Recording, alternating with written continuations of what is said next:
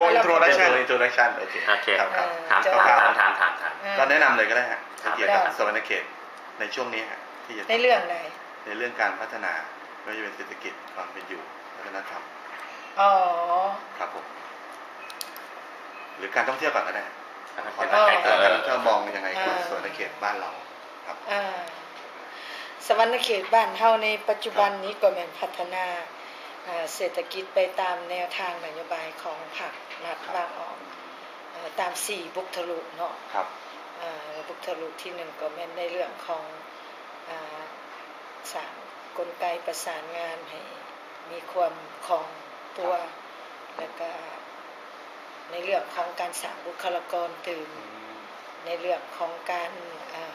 สร้างสิ่งอำนวยความสะดวกในการพัฒนาเนาะและสุดท้ายก็แม่นเว้าเรื่องของการที่เฮ็ดแนวใดให้ประชาชนมีรายได้และลดผ่อนออกจากความทุกข์ยากเนาะอันนี้เป็นจุดหมายปลายทางหนึ่งที่พรรคและรัฐบาลของเราแต่สวรรณเขตก็ปฏิบัติตามแนวทางร่วมนี้แต่ว่าจุดพิเศษของสวรรณเขตก็เป็นอันเฉพาะเช่นว่ามีความกว้างเนาะเนื้อที่มีพื้นที่กว้างอันดับ2ของประเทศเลยมีพลเมืองหลายกว่าทุกแขวงในประเทศกี่ล้านนะครับอันนี้เนี่ยนี่ก็เกือบล้านเลยเฉพาะสวรรณเขตเฉพาะ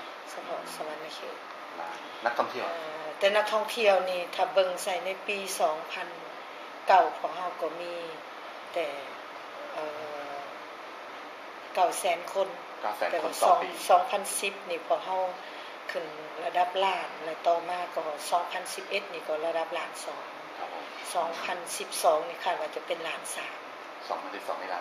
น3และนักท่องเที่ยวที่หลายก็แม่นมาจากประเทศไทยเวียดนาม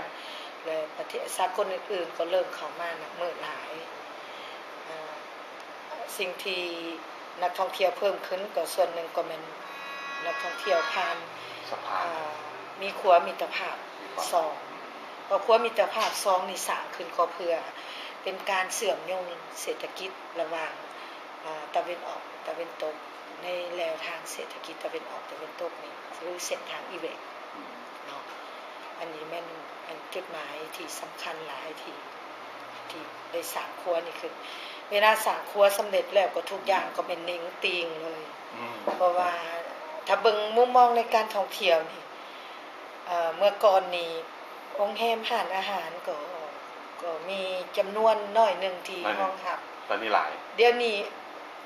ตามจุดประสงค์ที่นักท่องเที่ยวต้องการได้แต่เห็นใช้จุดเก่าเยอะอันนี้ก็เป็นนโยบายเป็นเฉพาะตัวเมืองเก่านี่ก็เป็นจุดที่เป็นจุดสูงของการท่องเที่ยวที่จะต้องพัฒนาเพื่อดึงดูดนักท่องเที่ยวให้แวะพักเช้าอยู่ที่นี่เนาะคือเมืองไกรสอนพรหมวิหารที่เป็นที่ตั้งของแขวงสวรรณเขตนี่ก็ได้รับทุน ADB จะสร้างเป็นตัวเมืองอันดับ2มี3ตัวเมืองไกรสอนเมืองพีนและก็เมืองเซโปตอนนี้มันเริ่มต้นปี2012นี่จะได้ดำเนินการ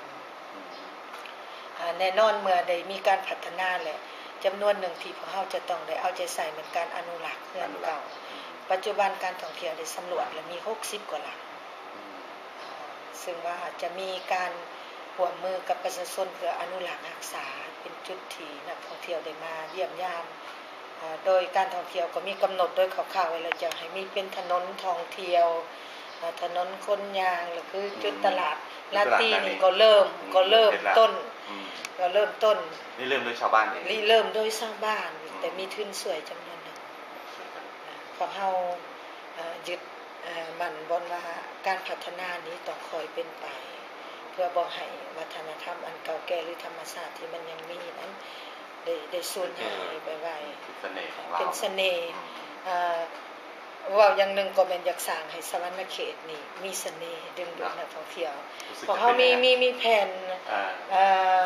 ซีดีนึงเอิ้นว่าสวรรค์เสน่ห์จะมอบให้สวรรค์เสน่ห์ครับผู้ใดมาสวรรค์เลยมีบุญวาสนามาถึงสวรรค์เลยมีบุญวาสนาเนาะมื้อนี้ก็มีบุญว่ะมีบุญน่ะก็พบบุญมีอีกบุญมี